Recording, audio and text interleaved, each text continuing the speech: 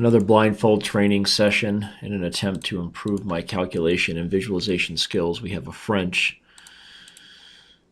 mainline French developing here. Knight to c3. We'll see if we get either a winnower with bishop b4 or a classical. He plays d takes e4, so we have a classical. On knight f6, I will play bishop to g5.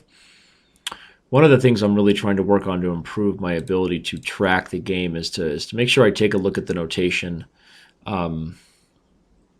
Since I can't see the pieces like you guys can, taking a look at the notation after every move and making sure I don't assume I thought I knew the move just because the squares are highlighted. Even though the squares highlight just to give you the last move, that's kind of the way we develop this set. Blindfold pieces, but you get to know the last move. It can get really tricky to keep track of that as the game goes on, and then I think I knew where a piece went and I didn't. So he puts the bishop on c6, and these Frenches, maybe queen d2 is not supposed to be the best move, but I'm going to defend my knight on e4. Am I worried about him taking on d4 with the bishop? Bishop to d3, bishop d4, knight d4, queen d4. Might actually be a little irritating, huh? Possibly. But do I really have a choice at this point? He's going to take f3. I guess I don't really. I'm going to play bishop d3. And we'll take the risk. Yeah, I don't think that pawn is actually capturable. I think I was overreacting to that. And now I'm going to go for it and castle long. One of the difficulties for black with the bishop on c6 is that it stops the normal breakthrough of c5. I'm playing a 3-2 time control here with the thought that possibly if the game gets into that time scramble where I was challenging myself to play sudden death in the video I played previously, I believe that was in the fact that I'm still in kind of a training stage in my visualization of blitz development, right? Blindfold blitz is different than blindfold games where you have no time on the clock and you can regather the position with every move. You have the time to recalculate the opening and everything, as I talked about in my last video. So without the time to do that here, I felt that sudden death might be a little bit too much right away since I'm not at the high levels of Jan Ludwig Hammer yet. Hopefully with the increment, I won't succumb to the temptation of going back to regular pieces, and I'll actually be able to play the whole game blindfolded. Okay. But I'm still already down on time. So he plays knight to b6. I'm not a big fan of my position. I feel like I've put all the pieces in the center, but where's my plan? I basically have done nothing to improve the position at all. I don't know that his knight on b6 is going anywhere either. He has no real threat. He's not going to play for c5. I'll go ahead and put my knight on c5. I don't think he's going to take on f3. And oh, wow, he does. He just takes right away. Trying to keep this position clear in my head, but I think the opposite colored bishop position favors me. I could put my bishop on e4 with my knight on c5. He plays c6 because he's partly anticipating that. I'm gonna play bishop e4 anyway. He plays queen to c7. Just looking at the notation to make sure. I want to play queen to b3 next. He's going to take, he says, on c5. Huh. And he might. He might take on c5. I could play knight to d3. No, but then he'll have f5 trapping my bishop. If I play a5, he takes on c5. I take, he moves the knight. I don't think I have what I want. I'm going to play the ultra-aggressive b4. If he takes, I'm going to take with the b-pawn and try to attack on the b-file. And that looks like what we're going to get here.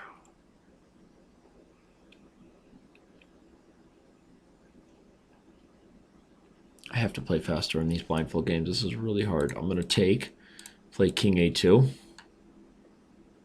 and try to get my rooks to the b-file. I took with the rook.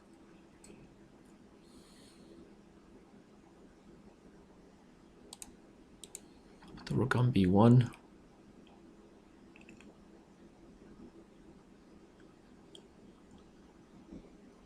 Yeah, I just saw that he was going to do that. That's kind of irritating. I'm going to take on e5. He's going to take, and I'm going to take back, and my position is falling apart. Position is falling apart here.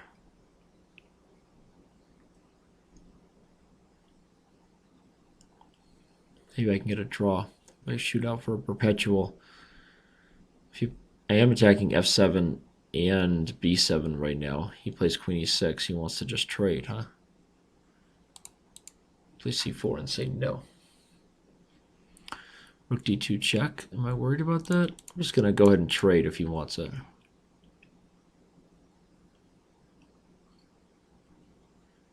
If he checks on e2, can I trade queens and still draw? I think I can. Oh, he's just going to take f3. Oh, no, he just takes it. What am I misevaluating about this king and pawn ending? I mean, besides the fact that I have a whole bunch of horrible double pawns. Here's the pawn on f7. I'm going to go here. He also has the pawn on g5. I have my pawns on c4 and c5, though, and try to offer the trade of my doubled f1. See, now I have this move. And if he takes, I think I have f3, putting him in a... Oh, I didn't see that. Okay, but I can play h4, right? g4, f4, now it's still locked up, pretty much.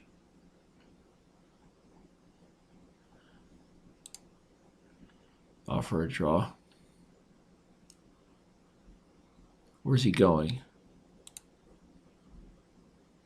I don't know where he's going.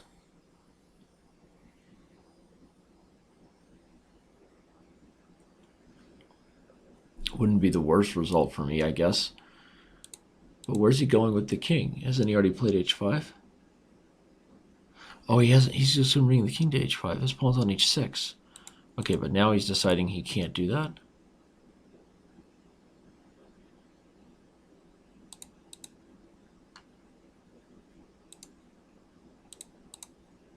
I think I have a... Or I thought I had a draw.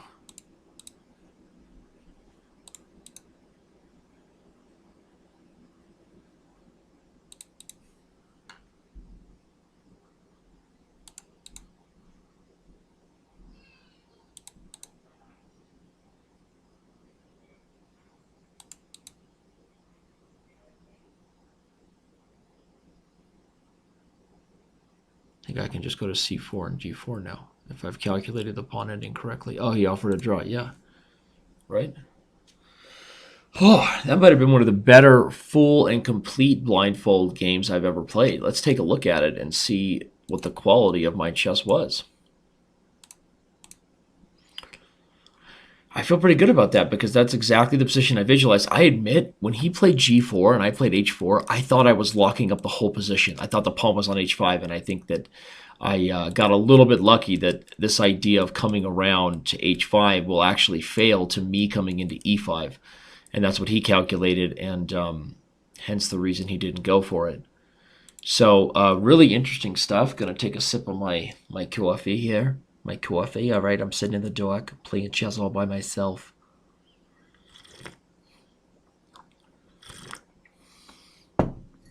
Oh, that's good. So let's take a look at it. So we had this French, classical French with bishop to c6. I don't think queen d2 is the best move. I think I'm already, kind of not on the right track. I think there's a few solid ways to play against this, because the advantage of this is it puts pressure on the center early, but the disadvantage is it really takes away the natural breakthrough for black, which is, of course, c5 in a lot of these positions. So, but he can't really take here. I think I would probably just castle long and then, get a bunch of compensation, although I admit as you saw in my visualization, I hadn't really thought out my development pattern very well. Probably because I don't really know this bishop c6, knight d7 line that well. I feel like it's positionally a little bit dubious, and the approach I took was sort of simple and I think a decent one. Here bishop e4 is probably premature. I think the idea of a4, the one I went for next, is a really good one. One funny line might happen, like if a4, queen to c7, do I have a move like bishop a6? Right, a cute little shot that overloads the pawn on b7 and points out that if he captures, we go to Forktown. Right, and I love Forktown. So he's not going to like that, which makes me feel like I had a pretty good feel for the position when I started the play with knight to c5. I liked the opposite code bishop feature because I felt like that was going to increase my attacking chances. But this side move was too slow because that allowed him to trade. So again, I should have kept the bishop on this diagonal, keeping this combination in mind. Though I have to again be totally honest with yourself whenever you analyze your games. Don't tell yourself, as so many people do, like, "Oh, I had that. Yeah, I saw that, but I didn't think this." Like, no, you didn't see it. And that means that you can actually improve your overall understanding of a position and the common tactical themes that occur, instead of lying to yourself about what you visualized and what you didn't. And blindfold chess can really help that, really sort of expose that. I think if I play a4, I'm actually doing really well. Queen to b3 might also be good. Again, queen to c7 might be able to be met by this. But if I had 5 moves, it'd be like 1, 2, 3, and then like go for these combinations. So it's one of those positions where I had the plan right, but the execution was clearly off, right? So that's the issue. And now he gets to simplify, which led to this position where I can only really be worse here in this endgame. I mean, obviously he has a ton of pressure, and I go for this endgame. Probably he should gobble f3. I think he just misevaluated, probably assumed with all these horrible double pawns that the endgame must be losing for white, and wanted to get the queens off the board to avoid me giving checks. But good technique, probably sees him take this pawn or try to slowly pick at these weak pawns. I'm pretty confident that this endgame is a draw, especially with this approach I took here. I don't see anything he could have done much better, and despite my mistake of sort of missing this, I'm glad that this line would. What happens in this line? I'm sure that it's at best case scenario a draw for him, right? Because I'm queening with check, which kills the whole position, and now I should be able to win. Yeah. So, all right. Well, interesting stuff. Pretty psyched about my ability to draw a higher rated blitz player. Obviously not a title player, but likely a title player in disguise, right? Maybe it's Batman. And I'm gonna play another round here, another round of blindfold blitz, and continue to work on visualization skills, hopefully offering some interesting tips for you along the way. Of course, everybody can use these pieces themselves. Just go into Chess.com and click on settings and then choose blindfold as the piece style, and you will be good to go. Let's see if he wants a rematch. He doesn't want a rematch. Not instantly anyway. But somebody does. Here we go. Game 2 commences. I'd like to finish above 500 for today, so if I can pick up my pace a little bit, I should be able to. The stream still looks good. I never appreciated seeing the pieces on the board as much as I have in Blindfold Blitz. Okay, I'm going to play my Tiger line. He plays this modern system. Okay, with c6, we play queen to d2. We maintain flexibility because of ideas like this, where they play early b5, and now I sort of abandoned the f4 system and just play knight f3 and bishop to d3 and get developed quickly. Often that's the better approach against this kind of move order. Play h3, sort of a flexible move, maintaining the tension in the center. I'm not sure which way I'll go, e5 or d5, but I can play a4 in a lot of positions, which is maybe what I should have already done. You play a4 to hit the b pawn and get them to keep pushing the pawns forward and create weaknesses on the queen side. But so one of the things I'm trying to do here, and this is probably why it's hard in these blitz things, is now that I have a little bit of time, my opponent's thinking, I'm trying to make sure I'm aware of the whole position and the whole development scheme that both sides have taken. I'm pretty sure I am. We've developed into this pure perk system. He plays a6, which is to overprotect b5. Do I really care? I'm probably going to play a4 anyway. Now, he doesn't have to react with b4 because of that, but he does still probably isn't thrilled with the tension there. So now with c5, the advantage of me putting my rook on e1 is if he played c4, I could bring the bishop back to f1, so no worries there. I feel like I should be able to take b5. If he takes d4, move my knight to e2. If he takes on e4, bishop, knight takes, bishop takes, I play knight e takes d4, and I'm hitting e7 through the bishop. Also possibly threatening things like knight to c6. I feel like this was a little bit of a dice roll for him.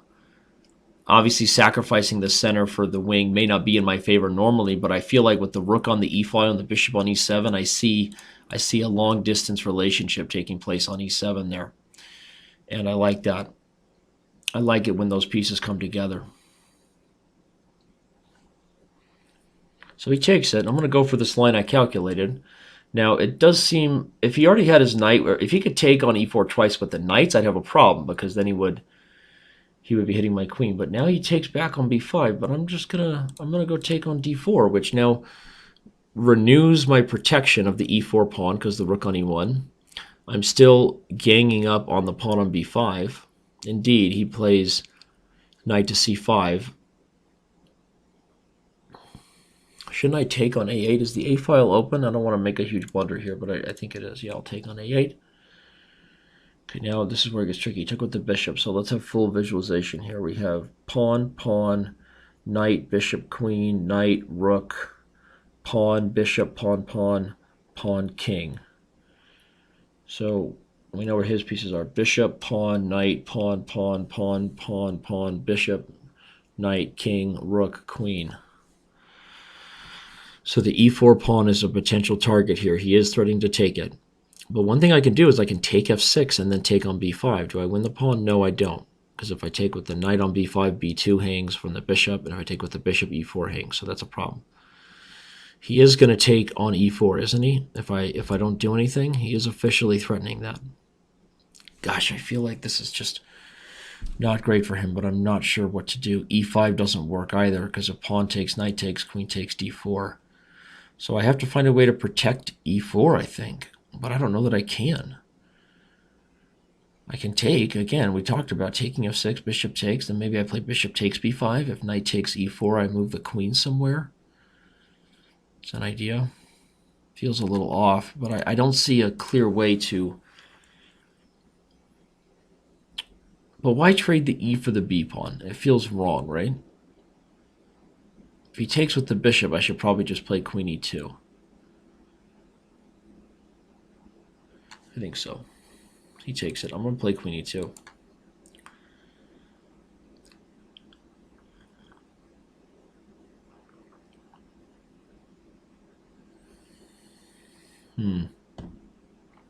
He wasn't actually threatening to take e4. I could have played b3 so that I was threatening to take on b5 with the knight, but I feel like the queen had worn out her welcome on d2 anyway. Giving up the dark square bishop changes the approach. I'm aware that he can win the bishop pair. He already has the bishop pair. I'm aware he can win the second bishop, but I'm kind of playing for a positional bigger goal, hopefully to strangle this b5 pawn. What went to c... Oh, he took on d3. I was like, what possibly could have gone to c5? So do I take with the c pawn and equalize the structure? No, I'm going to take with the queen. 18 seconds. I'm living off the increment here. Gotta play faster. So he plays b4, playing b3. I still want to play e5 at some point. Get a big old trade there, but I'm opening up his bishop as soon as I do so. Queen e3. He's going to bring his rook over to c8. This doesn't feel right. It doesn't feel good, does it?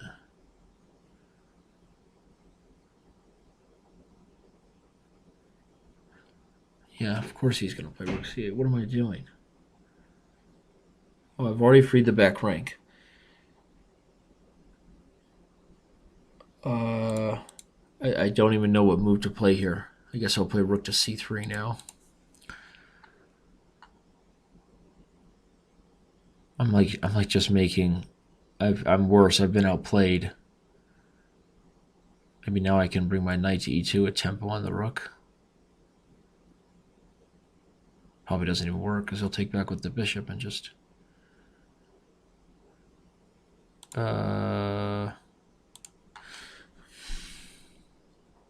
He's going to take e4 after that horrible move. Yep, I'm falling apart.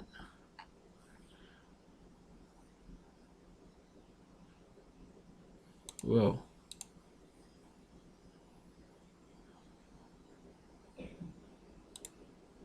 I don't really understand why he did that.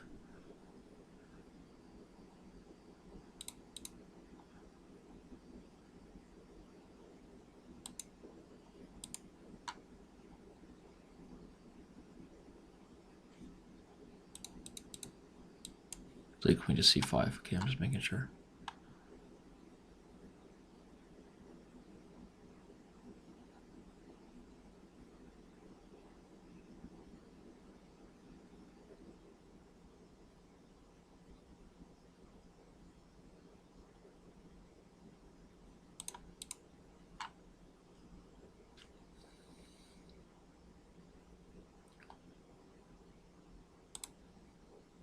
Check. Check.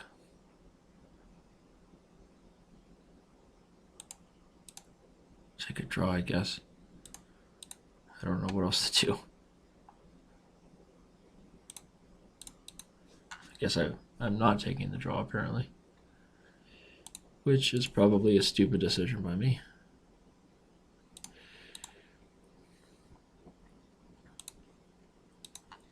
Why am I playing on when I'm down on time and worse? What is wrong with me? In a blindfold piece setting, you know? It's like, am I just that stupid?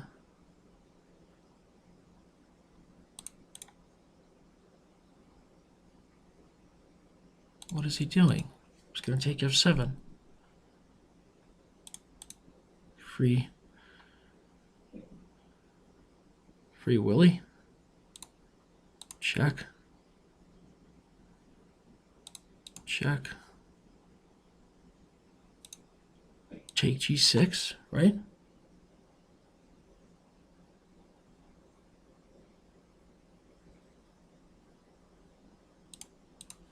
What is he doing here? I feel like I have a mating net ensuing here. Oh no, he's rook takes h4. Okay, he missed it. Play rook g5. Take it. Take here. Remove. Right now I am just like frightened to death about blundering. Where is his queen even? His queen's on c8, isn't it? Isn't his queen on c8? No, it's on b8.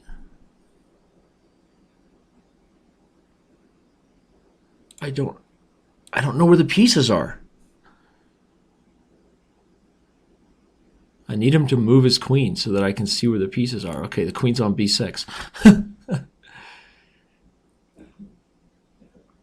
I lost track of it in the scramble. I think he only has the one b pawn. Okay, I believe the position is black, queen on c5, king on e6, pawn on b4, and that's it. And that the queen was on b8, and that when I played queen f4 check, I could have won the queen. That's what I think, but I didn't want to play queen to b8 because I thought I'd be giving him the queen. And I had done so well so far. So I believe I had the position fully visualized. His queen was on b8, and that a few moves ago when I played queen f4 check, I could have taken his queen. Let's see if I'm right. Okay, I'm right about the position, and I could have taken his queen, right? Yeah. I knew that. I knew that. People are like, Danny, you could have taken his queen. I should tell them.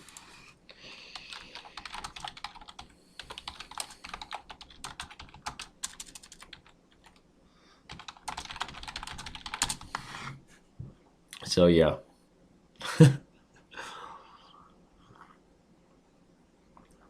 And earlier, I was correct to have launched this mating net in the way that I did. I mean, I could have also just taken on g6 immediately, but what's funny is I had no business really to play on. I mean, but maybe I did. Maybe this is harder for him to defend than I realized. I think that there's no way he didn't just make my life super easy. Why not play like queen to c7? That guards f7, hits the rook. And if I take, you're still up a pawn. If I take d5, you win the rook for free. And if I give check and you come up, there's no more checks. So I'm very aware that I got some help from my opponent. But I was playing blindfolded against somebody who I felt like I was a better player, and I decided to push on in an endgame where I was down a pawn. I know, it makes no sense, right? I should have just taken the perpetual and been happy to have improved whatever visualization muscles I did along the way in this blindfold training, but I wanted the whole thing. I wanted the whole thing, and I'm really glad I went for it. Obviously, queen to b8 was the critical blunder. And certainly if he doesn't do that, the position should probably still be a draw. But now I'm definitely in the driver's seat, having won that pawn with a centralized queen and a weak king. But really this position, so, and then here I just missed the queen. That was so funny. I actually saw the queen, and so just for the record, I knew that. Actually, it's funny when I first played queen to g4 check, I thought I was winning the queen there, if you remember. But then when I remembered that and offered it, I was like, wait, this queen's on b8. But then I was trying to look back through the notation. I don't know if you guys saw. I was trying to look through the notation because I only had like a few seconds, and I'm like, was this queen on b8? Like, where is it, right? And then okay, so once he moved his queen and I knew where the pieces were, I felt pretty confident that I could just push this pawn till kingdom come. That's what I was going to rely on down the stretch. It's not the most scientific chess. It's practical chess, dealing with an increment and playing blindfolded. So I appreciate you guys watching the video. Go ahead and subscribe to our channel here on Chess.com. Go ahead and try out the blindfold pieces for yourself. And go ahead and, make sure you wash your hands and avoid spreading germs. Because that's probably how I got sick. And I'm really enjoying the sickness here. But would appreciate that. Let's all be clean people, right? All right. Good talk.